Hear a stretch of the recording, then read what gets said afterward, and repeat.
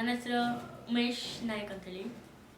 ನಾನು ಶಕ್ತಿ ಮಕ್ಕಳ ಸಂಘದ ಸದಸ್ಯ. ನಮ್ಮ ಗ್ರಾಮ ಕಾವರಡಿ ಗ್ರಾಮ, ಕುಂದಾಪುರ ತಾಲೂಕು, ಉಡುಪಿ ಜಿಲ್ಲೆ, ಕರ್ನಾಟಕ ರಾಜ್ಯ, ಭಾರತ ದೇಶ.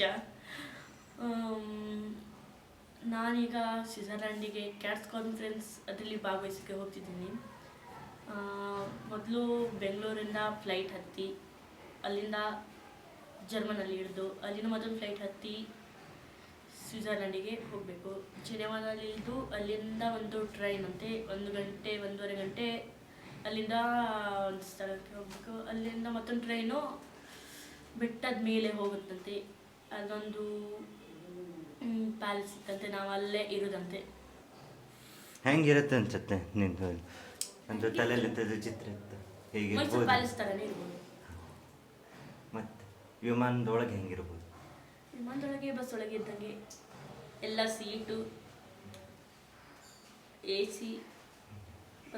ಬಸ್ಸಲ್ಲೇ ಇರೋಷ್ಟು ಸಿಗಲ್ಲ, ಇದರಲ್ಲಿ ಕುಡಿಯೋ ನೀರಿಗೂ ಹೆಚ್ಚು ವ್ಯವಸ್ಥೆ ಇಲ್ಲ ಅಂತೆ. ಶವರಲ್ಲಿ ಬರೋ ನೀರೇ ಕುಡಿಬೇಕಂತಪ್ಪ, ಗೊತ್ತಿಲ್ಲ. ಸ್ನಾನ ಮಾಡೋಕ್ಕೂ ಕುಡಿಯೋದಕ್ಕೂ ಒಂದೇ ನೀರಂತೆ. ಮತ್ತು ಬೆಳಗ್ಗೆ 7ರಿಂದ 7:45 ತನಕ ಧ್ಯಾನ ಅಂತೆ, ಮೆಡಿಟೇಷನ್. ಆಮೇಲೆ ತಿಂಡಿ. ಕಾನ್ಫರೆನ್ಸ್ ಬಗ್ಗೆ ಇನ್ನು ಅಲ್ಲೇ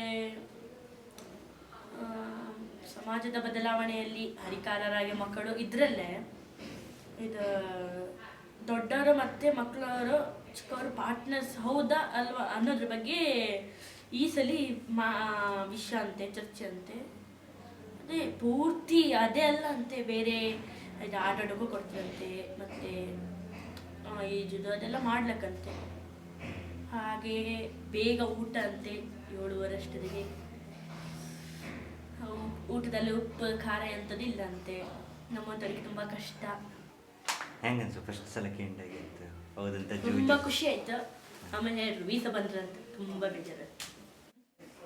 ಈಗ ತುಂಬ ಖುಷಿ ಆಗ್ತಿತ್ತು ವೀಸಾ ಬಂತಲ್ಲ ಅಂತೇಳಿ.